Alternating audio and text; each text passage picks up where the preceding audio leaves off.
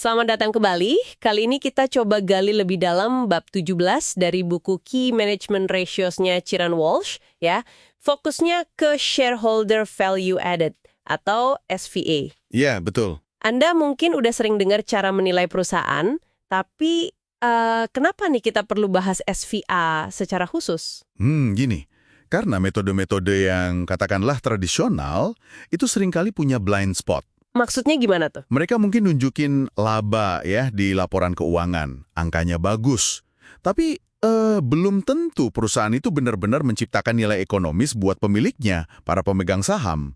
Nah, SVA ini coba nutup celah itu.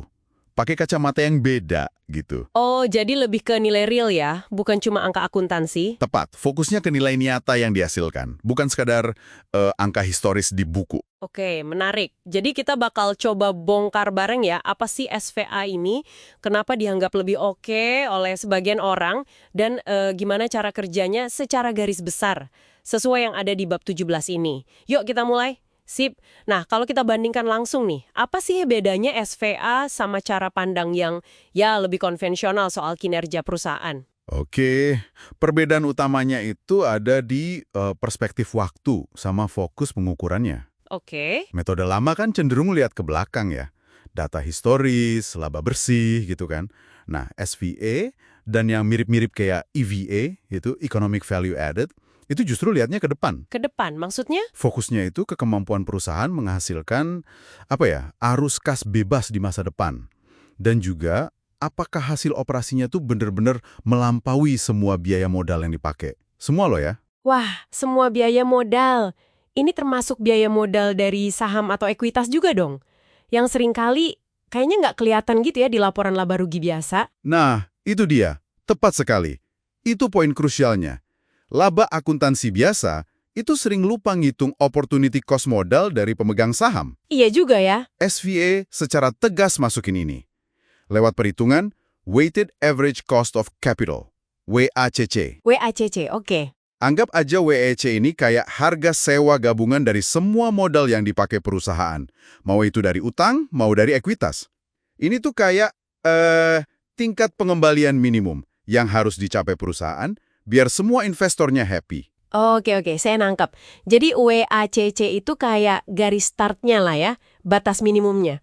Terus gimana kita tahu perusahaan itu berhasil lewatin garis itu atau enggak? Nah, disinilah peran Return on Invested Capital atau ROIC. ROIC. Iya, ROIC ini ngukur seberapa efektif perusahaan bikin laba dari modal yang udah ditanam di operasinya. Logika SVA itu simple sebenarnya. Perusahaan baru benar-benar menciptakan nilai tambah buat pemegang saham kalau ROIC-nya lebih besar dari WACC. Oh, jadi ROIC, WACC. Betul. Kalau ROIC sama dengan WACC, ya impas saja secara ekonomis. Nggak nambah, nggak ngurangin nilai. Nah, kalau ROIC di bawah WACC, nah ini yang sering bikin kaget. Tunggu. Jadi maksudnya meskipun perusahaan lapor laba positif, bahkan mungkin lagi tumbuh pesat, tapi kalau ROIC-nya di bawah WACC, itu sebenarnya bisa dianggap merusak nilai pemegang saham. Kok bisa gitu? Persis. Ini salah satu insight paling kuat dari pendekatan SVA loh. Pertumbuhan itu nggak selalu bagus. Wah, Coba bayangin deh, Anda terus nambah investasi ke proyek yang imbal hasilnya lebih rendah dari biaya modal Anda. Makin banyak investasi, ya makin besar kerugian ekonomisnya kan? iya masuk akal sih kalau gitu. Jadi, pertumbuhan itu cuma bernilai tambah kalau dilakuin pas tingkat pengembaliannya, ROIC-nya, lebih tinggi dari biaya modalnya, si WAC itu. Poin yang penting banyak ini.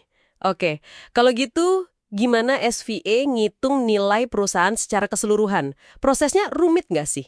Konsep dasarnya sebenarnya mirip sama penilaian arus kas terdiskonto. Discounted Cash Flow atau DCF. Mungkin Anda familiar dari konteks penilaian proyek di bab sebelumnya ya. Oh, DCF, iya ya. Intinya kan, uang di masa depan nilainya lebih kecil dari uang sekarang. Jadi, pertama, kita perlu proyeksiin dulu arus kas bebas masa depan yang bakal dihasilkan perusahaan. Free cash flow ya? Iya, free cash flow. Itu kayak uang tunai sisa gitu loh. Setelah semua biaya operasi dan investasi penting buat kelangsungan bisnis dibayar, jadi uang yang benar-benar bebas buat dibagi ke penyedia modal. Oke, terus proyeksi arus kas ini diapain? Nah, arus kas bebas yang diproyeksikan untuk beberapa tahun ke depan, itu kita tarik nilainya ke masa kini. Didiskontokan istilahnya. Pakai apa? Ya, pakai WACC tadi. Pakai WACC sebagai discount rate-nya. Ya? Betul. Terus kita juga perlu perkirain nilai perusahaan di akhir periode proyeksi itu. Kan bisnis diasumsikan jalan terus ya.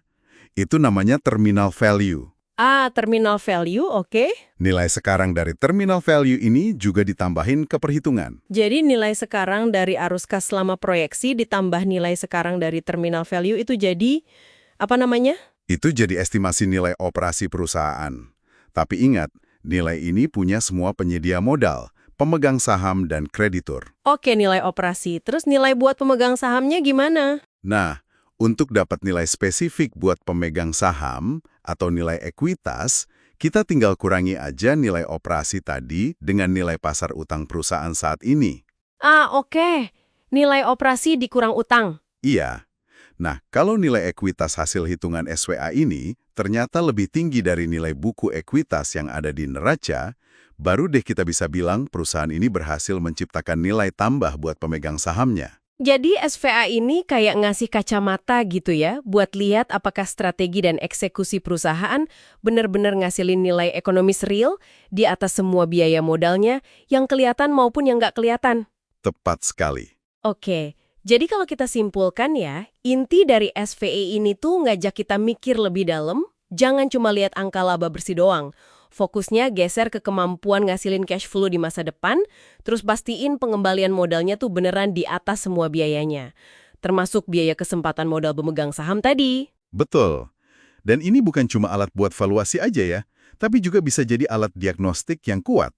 Kayak yang disinggung di buku sumber kita, SVA bisa bantu manajemen tuh buat identifikasi mana sih unit bisnis atau investasi yang benar-benar jadi mesin pencipta nilai, yang ROIC-nya di atas WACC, dan mana yang mungkin malah bakar duit karena nggak nyampe target WACC itu. Iya ya. Bisa buat evaluasi internal juga berarti ya? Bisa banget. Nah, sebagai penutup nih, mungkin ini bisa jadi bahan renungan yang menarik buat Anda. Setelah kita ngobrolin logika SVA ini, kira-kira gimana cara Anda akan lihat laporan kinerja atau prospek investasi sebuah perusahaan ke depannya? Apakah angka laba aja masih cukup? Atau Anda bakal mulai penasaran, oke, labanya segini, tapi gimana laba ini dihasilkan? Udah cukup belum buat nutup semua biaya modal yang dikorbanin buat dapetin laba itu?